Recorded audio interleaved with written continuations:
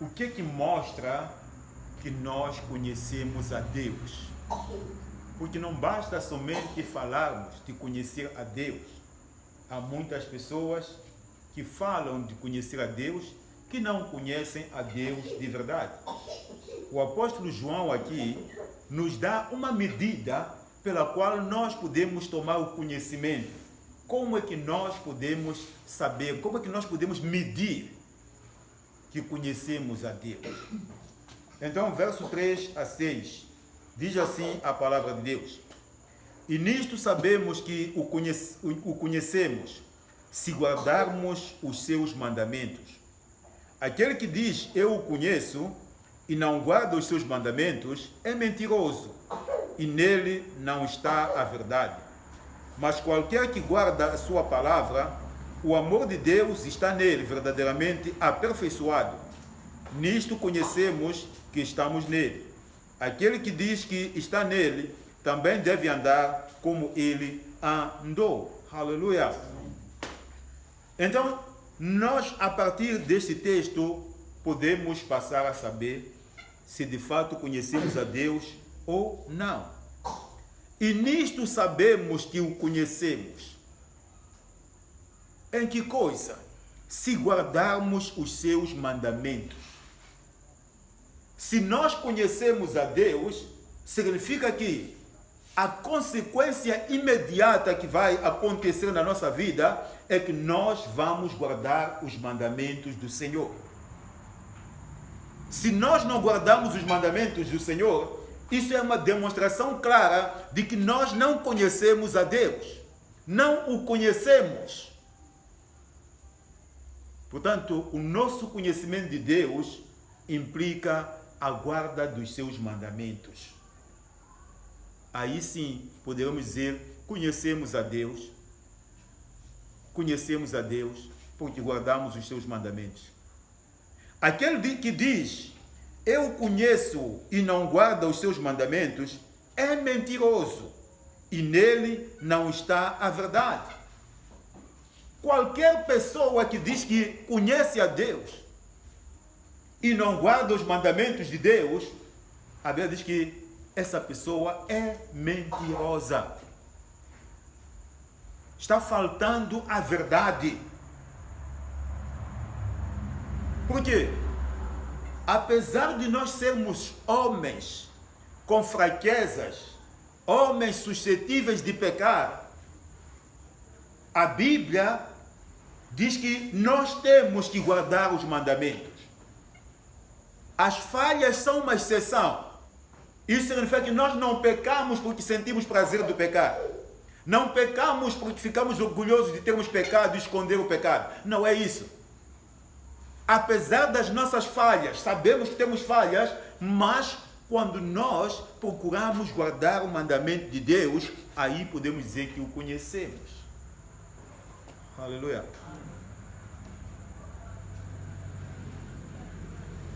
É impossível conhecermos a Deus e o nosso conhecimento de Deus não influenciar a nossa vida. Não sei se me fiz perceber. Aleluia. Se nós conhecemos a Deus, isso tem que influenciar a nossa vida. Tem que influenciar o nosso modo de estar. Se não influenciar na nossa vida, não conhecemos a Deus. Não conhecemos o Deus desta palavra, desta Bíblia. Não conhecemos. Porque se o conhecemos, guardaremos os seus mandamentos. Mas qualquer que guarda a sua palavra, o amor de Deus está nele verdadeiramente aperfeiçoado. Nisto conhecemos que estamos nele. Vejam só, quando nós guardamos a palavra de Deus, a Bíblia é muito clara aqui. Quando nós guardamos a palavra de Deus, o amor de Deus está aperfeiçoado em nós. Mas se nós não guardamos a palavra de Deus, o amor de Deus não vai se aperfeiçoar em nós.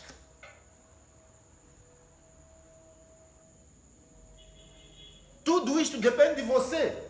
Se você quiser que o amor de Deus flua na sua vida, que o amor de Deus se efetive na sua vida, guarde os mandamentos do Senhor. Se não os guardar, não temos esse amor. Aleluia. O amor de Deus não se vai aperfeiçoar em nossa vida.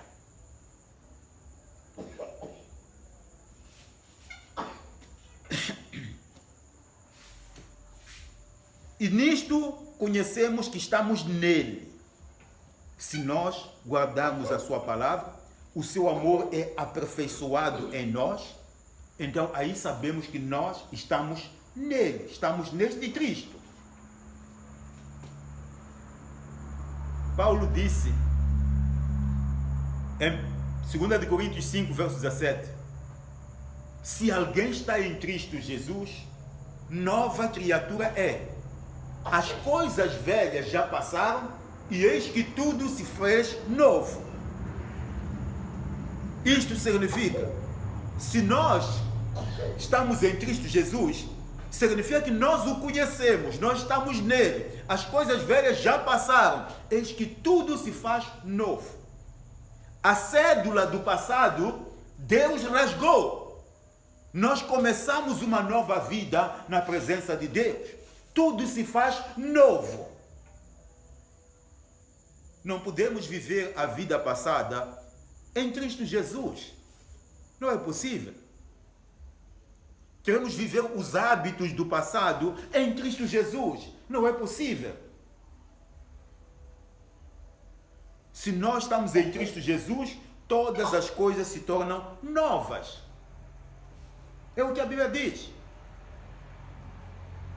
O amor de Cristo se aperfeiçoa e nós sabemos que estamos nele, estamos em Cristo Jesus. Estando em Cristo Jesus, todas as coisas do passado já são passadas. Eis que começamos uma nova vida. Aleluia. Amém. Por isso, se alguém diz que conhece a Deus e não guarda os seus mandamentos, é declarado mentiroso. A pessoa está mentindo para consigo mesma. Não está sendo fiel a si mesmo. Quando a pessoa diz, eu conheço a Deus, então mas não guarda os seus mandamentos. A Bíblia diz que o amor de Deus é aperfeiçoado naqueles que guardam a sua palavra, no verso 5. Nós temos que permanecer nele. Evangelho de João, capítulo 15, verso 4 a 11. Evangelho de João, 15, 4 a 11. Diz assim a palavra de Deus. Está em mim e eu em vós, como a vara de si mesma não pode dar frutos, se não estiver na videira, assim também vós, se não estiverdes em mim. Se você quiser estar em Cristo Jesus, guarde os seus mandamentos. Guarde a palavra de Deus. Aleluia. Não tem outro caminho para estar em Cristo Jesus. Eu sou a videira, vós as varas. Quem está em mim e eu nele, esse dá muito fruto, porque sem mim nada podeis fazer. Se nós estivermos em Cristo Jesus, vamos produzir frutos, mas se nós não estivermos lá, não havemos de produzir frutos.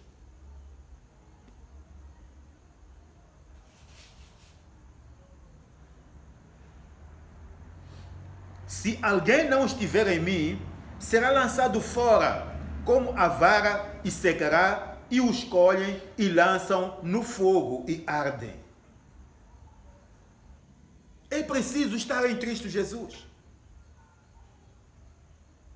Vamos deixar de estar na igreja, vamos procurar estar em Cristo Jesus. Eu tenho falado muito desse aspecto. Nós precisamos de estar em Cristo e não estarmos na igreja. Porque enquanto nós estamos na igreja, não havemos de herdar o reino dos céus. O arrebatamento vai acontecer, nós vamos ficar. O que nós precisamos é estar em Cristo Jesus. E para estarmos em Cristo Jesus, precisamos de guardar a palavra do Senhor. Se vós estiverdes em mim e as minhas palavras estiverem em vós, pedireis tudo o que quiserdes e vos será feito. Há promessas para aqueles que estão em Cristo Jesus. Tudo aquilo que pedirem, Jesus disse que ser-lhes-á feito. Porque nisto é glorificado o meu Pai, que deis muito fruto, e assim sereis meus discípulos. Como o Pai me amou, também eu vos amei a vós. Permanecei no meu amor. Se guardardes os meus mandamentos, permanecereis no meu amor. Atende bem. Se guardardes os meus mandamentos, permanecereis no meu amor.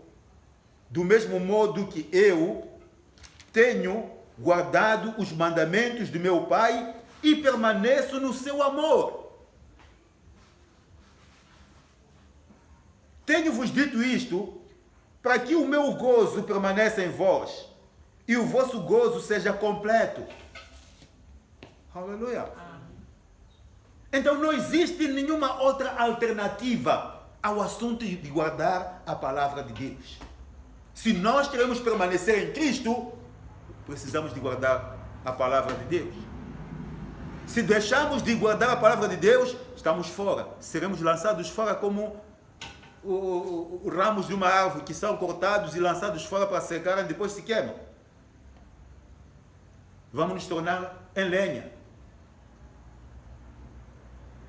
Então cabe a nós examinar exatamente o que nós estamos a fazer com a nossa vida. O que nós estamos a fazer com os dias que Deus nos deu.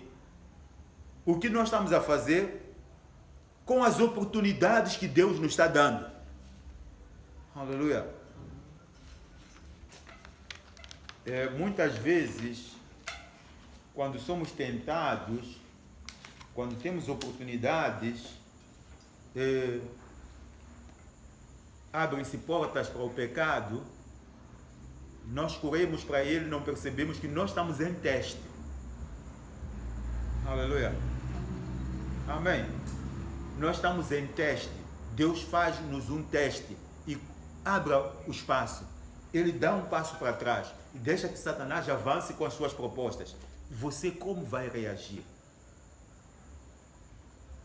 Nessas ocasiões você não guarda a palavra de Deus? Então não está nele. Mas se você estiver nele, precisará de guardar a palavra de Deus. Versos 7 a 12. O amor fraternal. O amor fraternal. Irmãos, não vos escrevo mandamento novo, mas o mandamento antigo, que desde o princípio tivestes. Este mandamento antigo é a palavra que desde o princípio ouvistes. Outra vez vos escrevo um mandamento novo, que é verdadeiro nele e em vós, porque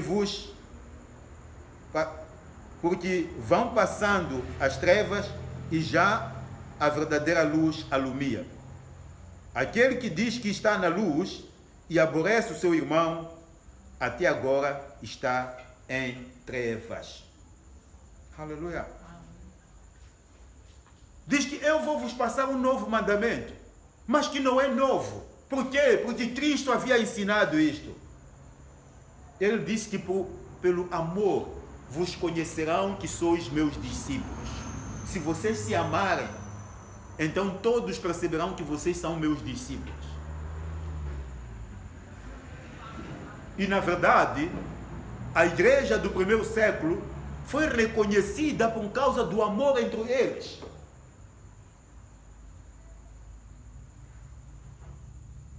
Aquilo que nós não conseguimos fazer hoje.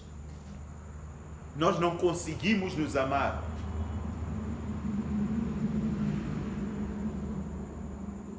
Aleluia. Não conseguimos nos amar. Nós vivemos em rixas por quê? Porque não há amor. Algumas pessoas até metem férias na igreja. Por quê? Porque se você não ama, Então vai ver tudo sendo problema. Quem não ama, a pessoa de coração amargurado, nós vamos perceber exatamente isso. Ele em tudo vê problema. Se duas pessoas estão a falar mal de mim. Se a pessoa está a rir de mim. Se qualquer coisa que fizer, você está a fazer contra ele. Então, há pessoas que sentam em casa por causa disso, porque nunca amaram. Estão a ser governados com ódio, com amargura. Porque onde não há amor, há ódio, há amargura. Hebreus 12, verso 15. Hebreus 12, verso 15. Diz assim: tendo cuidado de que ninguém se prive da graça de Deus, e de que nenhuma raiz de amargura brotando vos perturbe, e por ela muitos se contaminem. É preciso ter cuidado. Aleluia. Para que nenhuma raiz de amargura possa contaminar. Então, temos pessoas amarguradas. Vem à igreja. Cada dia que vem à igreja, vem apanhar problemas. Não ama ninguém. Essa pessoa se odeia a si mesma. Não se aceita a si mesma. Como é que vai aceitar os outros? O mandamento diz que nós temos que amar o nosso próximo, nós temos que amar os irmãos. Mas como é que você vai amar os irmãos se você não se ama a si mesmo? Se você não se aceita a si mesmo?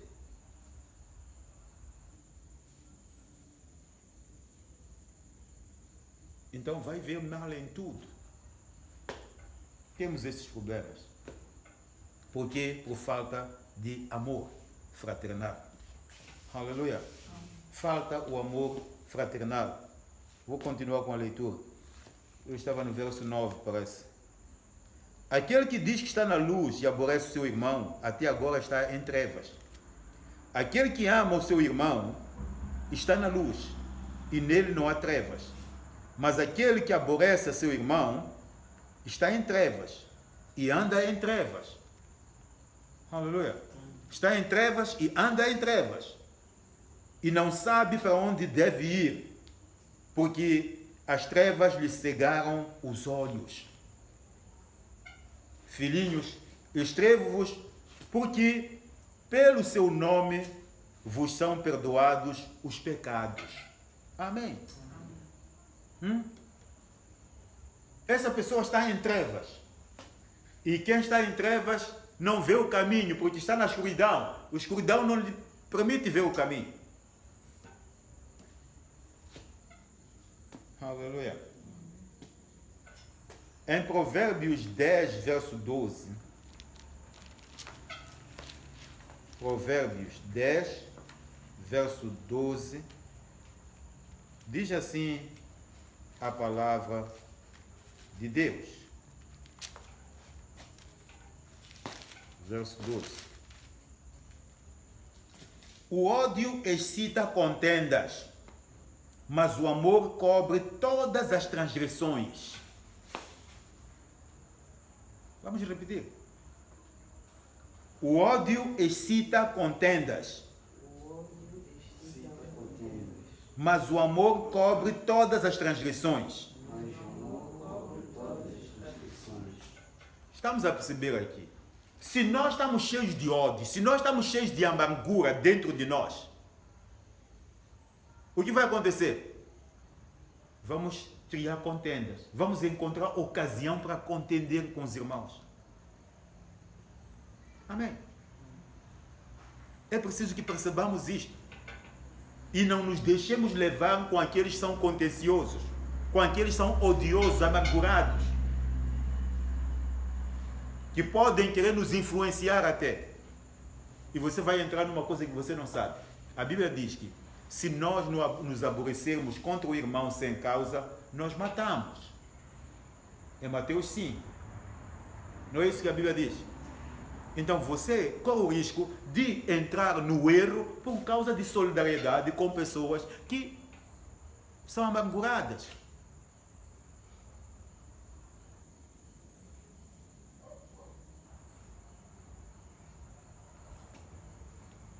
E diz que mas o amor cobre todas as transgressões. Se nós estamos aqui, se nós convivemos, não é porque somos perfeitos, não é porque aqui não há ninguém que falhe. Temos falhas. Aleluia. Temos falhas. Mas acima das nossas falhas está o amor. Percebemos aquilo que Cristo fez por nós. Amamos a Cristo e nos amamos entre nós. Porque sabemos que falhas existem. Aleluia. Mas se nós não soubermos amar, o que vamos fazer? Vamos odiar e o ódio vai excitar contendas, problemas, divisões, grupinhos. Por quê? Por causa do ódio. Porque o ódio só faz isso. Essa é a função do ódio. A Bíblia diz que nós temos que nos amar. Aleluia. Nós temos que nos amar. É a recomendação que Jesus deixou para nós. Porque aquele que não ama o seu irmão anda nas trevas. Aleluia. E não vê o caminho. Não vê o caminho. Porque você nunca vai amar a Deus se não amar os seus irmãos que estão consigo. Amém? É impossível amar a Deus se não amar aqueles que estão ao seu lado. Alguém se engana a si mesmo. Diz, não, eu amo a Deus. Ama a Deus, se você não ama os que estão ao seu lado, como é que você vai dizer que ama a Deus? A Deus que nós não vemos, como é que vamos amar? Os seus irmãos estão ao teu lado, você os vê. Então aprenda a amar a esses, para que você possa amar a Deus. Aleluia. Essa é que é a palavra de Deus. Isto é que é a recomendação que nos é dada. Amém? Vamos para um terceiro aspecto, que é separação do mundo. Verso 13 a 17. Verso 13 a 17. Pais, escrevo-vos porque conhecestes aquele que é desde o princípio. Mancebos, escrevo-vos porque vencestes o maligno. Eu vos escrevo, filhos, porque conhecestes o Pai. Eu vos escrevi, pais, porque já conhecestes aquele que é desde o princípio. Eu vos escrevi, mancebos, porque sois fortes, e a palavra de Deus está em vós, e já vencestes o maligno. Amém. Amém. Primeiro, o apóstolo procura situar aos pais com relação a Deus, com relação à sua fé. Ele vai e toca em aspectos reais da fé. Vocês jovens são fortes. Vocês pais, o que ele diz aqui? Vocês pais, escrevi-vos, mancebos, porque sois fortes. E a palavra de Deus está em vós. E vocês venceram o maligno, venceram a Satanás. Pais, porque conhecestes aquele que é desde o princípio. Aleluia. Ele está apelando à fé das pessoas, para que você se lembre com que Deus está lidando. Esse Deus que você conhece desde o princípio e sabe que é o Deus que criou os céus, a terra e todas as coisas, que você está lidando com Ele. Aleluia. Então, é preciso que de quando em vez nós nos recordemos com que Deus estamos lidando. É preciso nos recordarmos qual é a nossa posição diante desse Deus, para podermos ter forças de nos separarmos com o mundo. Amém? Porque se você não conhece o seu Deus, você não sabe o que Ele faz, você não sabe o que Ele é, então dificilmente você vai se separar do mundo. Vai confundir o mundo com Deus. Mas quando você conhece este Deus, você tem fé neste Deus, então você vai ter a habilidade de poder distinguir entre Deus e o mundo, entre as coisas que agradam a Deus e as coisas que agradam o mundo. O mundo é a sociedade humana separada de Cristo e oposta a Deus. Amém?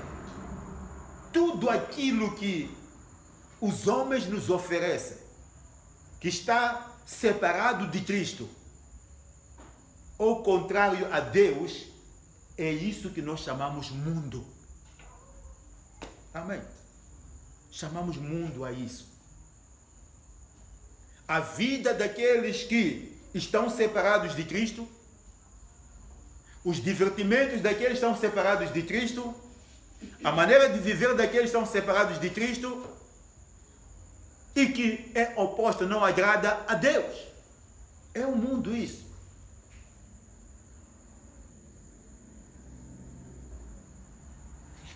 Vamos ver aqui. Não ameis o mundo, nem o que no mundo há. Se alguém ama o mundo, o amor do Pai não está nele. Porque tudo o que há no mundo, a concupiscência da carne, a concupiscência dos olhos, a soberba da vida, não é do Pai, mas do mundo. E o mundo passa, e a sua concupiscência, mas aquele que faz a vontade de Deus permanece para sempre. Aleluia. Amém. Eu já disse que o mundo, já defini o que é o mundo. Aleluia. E nós temos que nos separar do mundo. Nesse último versículo aqui, 17, nós percebemos que a Bíblia diz que aquele que faz a vontade de Deus permanece para sempre. Por quê? Porque o mundo vai passar.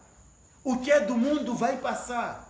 Todas essas coisas que brilham aos nossos olhos vão passar. Todas essas coisas que agradam a nossa carne vão passar. Aleluia. E vai ficar Deus. Vão ficar somente aqueles que temem a Deus. Esses vão permanecer. E qual será o seu lugar nessa altura? Se nós vivemos para satisfazer a nossa carne. A concupiscência dos olhos é tudo aquilo que apela à nossa vista. Amém? Tudo aquilo que apela, que chama a atenção à nossa vista, alimenta os nossos olhos. Acabamos desejando. Vemos e desejamos. É o desejo da vista ou a concupiscência dos olhos. A concupiscência da carne é a satisfação dela em todas as suas formas. Quando nós fazemos coisas para satisfazer a nossa carne, para nos satisfazer a nós mesmos. A Bíblia toda fala inúmeras vezes que nós temos que atentar para aquilo que é dos outros. Nós temos que prestar atenção para os outros e não prestarmos atenção para nós mesmos. Aleluia. Mas quando nós estamos virados para nós, queremos satisfazer a nossa carne. Logo contrariamos a palavra de Deus. Queremos satisfazer a nós mesmos. Queremos satisfazer os nossos apetites. Queremos satisfazer os nossos costumes. Queremos satisfazer os nossos sonhos. Só nós.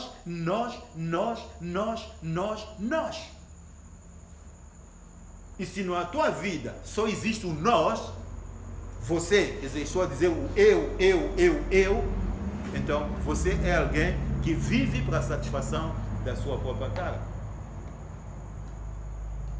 A soberba da vida, a vaidade, o vazio da autoglorificação. Quando alguém pensa que eu posso, eu tenho capacidade, eu não dependo de ninguém, eu não sei quantos, então este é algo vazio. Porque a Bíblia diz que não temos nada. Vamos ler Apocalipse 3, versos 17 e 18. Apocalipse 3, versos 17 e 18. Como dizes, rico sou, e estou enriquecido, e de nada tenho falta, e não sabes que és um desgraçado, miserável, pobre, cego e nu. Aconselho-te que de mim compres o ouro provado no fogo, para que te enriqueças, e vestidos brancos, para que te vistas, e não apareça a vergonha da tua nudez, que unjas os teus olhos com colírio para que vejas. Amém. Mas muitas vezes nós somos assim, agimos dessa maneira. Vaidade, autoglorificação, eu posso, eu não sei o quê. E vamos aonde com isso? Nenhum sítio. A Bíblia diz que desgraçado, pobre, nu. Aleluia. Precisamos de nos separarmos do mundo. Precisamos de nos separar do mundo. A Bíblia diz que não ameis o mundo, nem o que no mundo há. Atenção! Não devemos amar o mundo, nem algumas coisas que existem no mundo.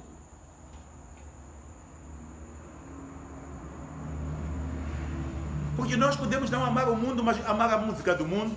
Nós podemos não amar o mundo, mas amarmos as modas do mundo. Nós podemos não amar o mundo, mas amarmos tantas coisas que o mundo nos oferece. Cabe a você analisar aquilo que eu estou a fazer para satisfazer a mim mesmo, ou estou a fazer para satisfazer o meu Deus? Aleluia.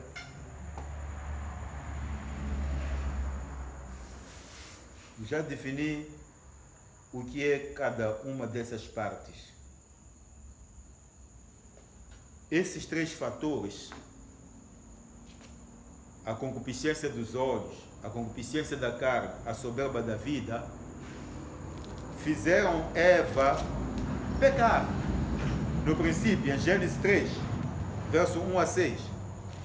Gênesis 3, 1 a 6. Fizeram Eva pecar. Ora, a serpente era mais astuta que todas as alimárias do campo que o Senhor Deus tinha feito. E esta disse à mulher: é assim que Deus disse, não comerás de toda árvore do jardim? Veja só, a serpente nem sabia o que Deus havia dito. Aleluia.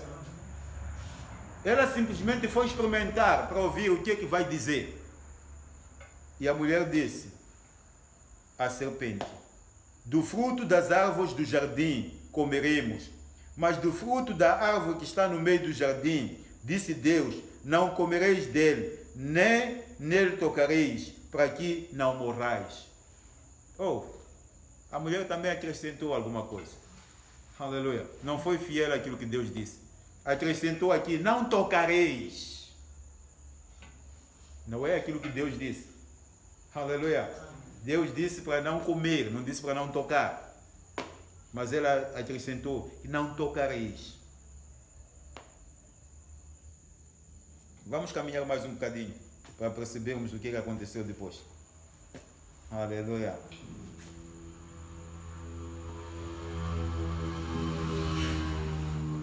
Quatro.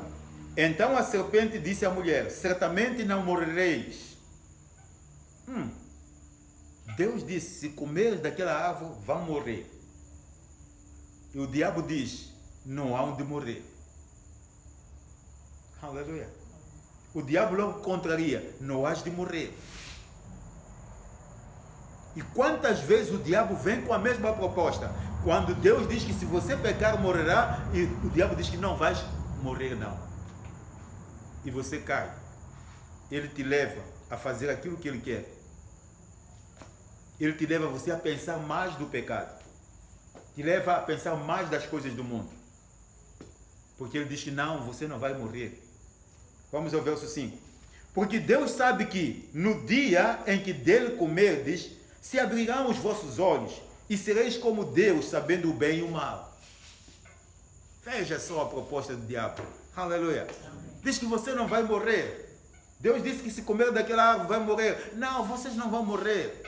Deus sabe que no dia em que dela comerdes, os vossos olhos vão se abrir e vocês saberão como Deus. Aleluia. Saberão como Deus. O que o diabo quis fazer com isso? Quando diz vocês vão saber como Deus. Eva começou a ver. eu saber como Deus. Então é algo que vale a pena. O orgulho, o eu, entrou aí, a soberba da vida. Eu saberei como Deus. Então vale a pena. Aleluia. Vale a pena saber como Deus. Se não é de morrer, então vale a pena arriscar. O diabo disse: não vais morrer. Então vale a pena arriscar. Eu vou saber como Deus. Verso 6. E vendo a mulher que aquela árvore era boa para se comer. Veja só. Olhou para a árvore. Começou a imaginar a árvore. Viu que era boa para se comer. Aleluia. Porque haviam tantas árvores no jardim iguais àquela árvore. Simplesmente Deus escolheu uma árvore para ver se o homem havia de lhe obedecer. Amém. E ela começou a ver: bom, esta é uma boa árvore, tal como as outras que estamos a comer aqui. Por que não tirar o fruto dessa árvore e comer? Viu que era boa para se comer. Já esqueceu daquilo que Deus disse. Já esqueceu daquilo que Deus mandou. Que não coma dessa árvore. Ele agora está a ver que é boa para se comer. Concupiscência dos olhos. Aleluia. E agradável aos olhos, né? E árvore desejável para dar entendimento. Tomou do seu fruto e comeu, e deu também a seu marido, e ele comeu com ela. Aleluia. Amém. A mulher começou a olhar e disse: não, esta árvore vai nos dar entendimento, vai nos abrir os olhos. Voltamos à soberba da vida. Vai nos abrir os olhos. Aleluia. Depois já uma coisa boa. Nós vamos comer e vamos satisfazer a carne. Amém. Então vale a pena. Cumprindo esses 3 passos, Eva caiu e levou com ela o seu marido. Deu também o fruto da árvore a seu marido e comeu com ela. Pecaram contra Deus. Amém. A Bíblia diz: não ameis o mundo, nem o que no mundo há. Muita atenção. Parece uma coisa pequena, mas é uma coisa significativa. Porque se nós amarmos o mundo, caímos. Não ameis o mundo, nem o que no mundo há. O mundo nos oferece riqueza, o mundo nos oferece poder, o mundo nos oferece tudo. Aleluia. Então é preciso que nós não amemos o mundo, nem o que no mundo há. Vamos andar de acordo com a palavra de Deus. Vamos guardar a palavra de Deus. Para permanecermos aonde? Em Cristo Jesus. Amém. Se nos importa permanecer em Cristo Jesus, vamos guardar a palavra de Deus. Vamos nos separar do mundo. Amém. Então, hoje vamos parar por aqui e no próximo dia vamos dar continuidade acerca do cristão e o anticristo. Portanto, vamos levantar para nós orarmos.